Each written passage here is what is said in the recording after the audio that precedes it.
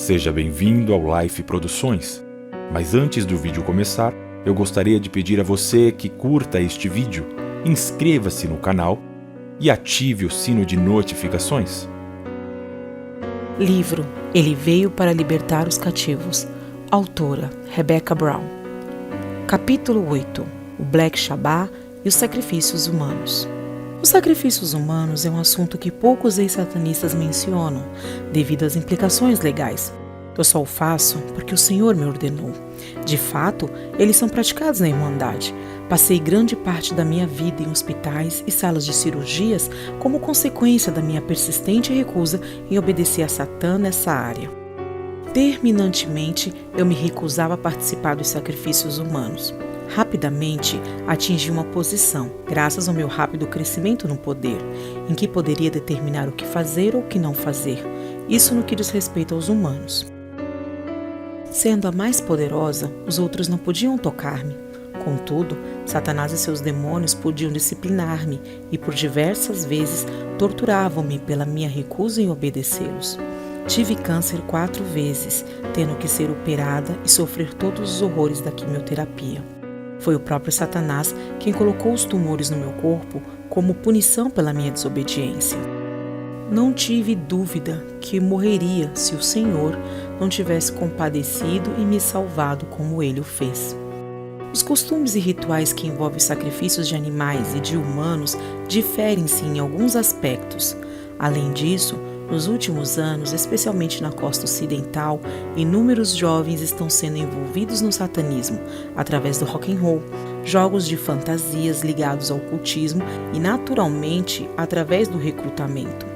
Esses grupos independentes, de conhecimento do público, são descuidados e espalhafatosos em suas atividades, além de envolverem-se nas drogas. Não estão diretamente ligados à Irmandade, muitos nem mesmo sabem que ela existe. Eles são tão descuidados que chegam ao ponto de serem apanhados em flagrante nos crimes de abuso sexual, sacrifícios de humanos, etc. Na época em que deixei a Irmandade, havia uma crescente preocupação dos líderes concernente à disciplina desses grupos. Porém, Satanás está se tornando tão audaz que, na verdade, ele não se importa com a prisão dessas pessoas pelos crimes cometidos. Ele sabe que não lhe resta muitos anos e se esforça para aumentar a destruição sobre a terra tanto quanto lhe for possível. São 8 os dias santos, durante o ano nos Estados Unidos, em que são praticados os sacrifícios de humanos. São eles: o Natal, a Páscoa, o Halloween, o Dia de Ação de Graças e, preferivelmente, o primeiro dia de cada estação, primavera, verão, outono e inverno. Satanás deseja profanar cada uma dessas estações por causa da bondade de Deus. Os sacrifícios podem também serem praticados em outros dias por razões tais como disciplina, rituais para a fertilidade, etc. As assembleias menores, por não possuírem facilidades para essas ocasiões, normalmente se ajuntam às maiores. Desde que os druidas instituíram Halloween na Inglaterra, este continua a ser o dia especial para a prática dos sacrifícios humanos. A repentina epidemia de substâncias e objetos encontrados em vários Halloweens, tratados por brincadeiras maldosas, não é por acaso. É uma tentativa maldosamente planejada pelos satanistas, pois as crianças feridas e mortas por esses truques são sacrificadas a Satã. O objetivo dos sacrifícios, como é ensinado aos membros, é purificá-los para que possam receber as bênçãos de Satanás. Além disso, a pessoa que bebe o sangue e come a carne da vítima ganha novos demônios e o poder lhe é grandemente aumentado. O ato de beber o sangue é um momento importante de todas as atividades satânicas. Coincidentemente, Satanás luta para corromper todos os princípios de Deus. Qualquer homem da casa de Israel ou dos estrangeiros que peregrinam entre eles, que comer algum sangue, contra ele me voltarei e o eliminarei do seu povo, porque a vida da carne está no sangue. Levítico, capítulo 17, versículos do 10 ao 11. Os sacrifícios, assim como as reuniões, não acontecem no mesmo lugar 2 vezes. Muitos membros só ficam sabendo onde serão realizadas poucas horas antes do seu início. Os sacrifícios acontecem sempre nos lugares escondidos e isolados. Nas grandes cidades, isso se torna um problema. Contudo, existem algumas áreas, armazéns e construções vagas ou abandonadas. Raramente, a Irmandade pratica os sacrifícios em áreas externas, exceto quando há áreas isoladas nos campos ou nos pântanos. O mesmo não acontece com os jovens audaciosos, envolvidos com as drogas. Não se preocupam com a segurança e, por isso, muitos são presos pela polícia ou simplesmente exterminados para evitar problemas futuros, e inúmeros são considerados loucos. Por isso, a Irmandade está sempre cautelosa para que nenhuma ligação séria seja feita com o satanismo. Juntas específicas são designadas e sustentadas pela Irmandade para conseguir os equipamentos e para providenciar esclarecimentos posteriores. Os satanistas que são policiais quase sempre fazem parte dessas juntas. A função deles é evitar qualquer interferência da lei. Os equipamentos necessários, como o altar nas grandes cidades, o trono dourado de Satã, etc., são transportados em furgões modestos. Desse modo, podem ser rapidamente retirados e recolocados. Os corpos são, na maioria das vezes, cremados. No caso de bebês, depois de triturados, são colocados no lixo e assim desaparecem. Ocasionalmente, o corpo é cremado no local do sacrifício. Não sendo possível, solicitam as facilidades do necrotério mais próximo. Essas facilidades podem ser encontradas nos hospitais veterinários ou nos abrigos de animais. A disciplina extrema e o trabalho cuidadosamente planejado das juntas são os responsáveis pelo encobrimento dessas práticas durante anos e anos. Em tais cerimônias, a segurança é redobrada e a frequência do rádio da polícia são monitoradas. Quem quer que seja que presencie tal ritual de sacrifício humano e tenta sair da seita pode pagar com a própria vida. A única maneira de libertar-se é pelo poder de Jesus Cristo. E mesmo assim não é fácil. Os demônios vigiam as pessoas que tiveram um menor envolvimento nesses rituais.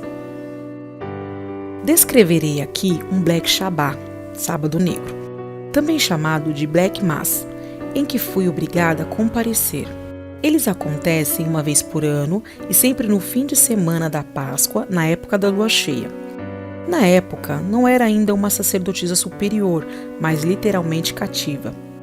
A maioria das competições que presenciei na Califórnia começaram um pouco antes da Páscoa e culminava com o sábado da mesma. Independentemente do preço, sempre procurava um jeito de sair antes do início da cerimônia. Satã observava e por isso eu pagava caro pela rebelião, mas não me importava. Era bastante jovem na ocasião do horrendo fim de semana. Na verdade, uma criança, mas as recordações ainda me abalam. Fui informada pela sacerdotisa superior, em menos de um ano na seita, que aconteceria uma cerimônia importantíssima e que eu era uma privilegiada por ter sido convidada. Deixou claro também que eu não teria escolha e que deveria ir. Apenas os que são convidados comparecem. E não há outra saída a não ser participar. Poucos são os que se atrevem a enfrentar a ira de Satanás não atendendo ao convite. E como consequência pode tornar-se sacrifício do próximo Black Mass. Não era permitido ir sozinha, mas na companhia de minha mestra, a sacerdotisa superior, e muitas outras bruxas. A reunião aconteceu em um celeiro enorme e isolado, que foi reformado de forma rudimentar para o momento. Acredito que o número dos que estavam presentes chegasse a 2.000 pessoas, sendo que a maioria já havia usado drogas antes da chegada, e a todos fora dado doses de bebidas alcoólicas contendo narcóticos. Eu sempre me recusava a tomá-las porque sabia dos danos que causariam à minha mente. Eram muitas as que cobiçavam a minha posição de estar sendo treinada para ser uma sacerdotisa superior. Os membros de nível mais alto nunca compartilham de bebidas com drogas e menosprezam aqueles que o fazem. Naquela noite não tinha a menor ideia do que estava para acontecer quando entrei acompanhada no celeiro. Era sexta-feira da Paixão e a reunião se estendia por todo o domingo.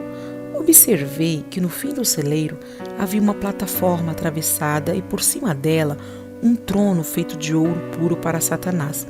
Era óbvio de que seria uma cerimônia especial e ele estaria presente no modo pessoal.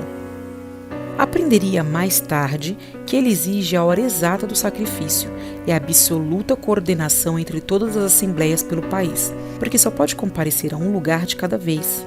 A cronometragem deve ser precisa para que ele possa estar em todos os rituais. Ele não é onipresente como Deus. A multidão ficou em absoluto silêncio quando a sacerdotisa superior e o sacerdote superior subiram na plataforma. Podia-se ouvir o barulho de um alfinete cair no chão. Era um silêncio de temor. Cada um deles temia ser o provável escolhido para o sacrifício, e naquele instante, Satã não transmitia mais glória e nem honra a ninguém.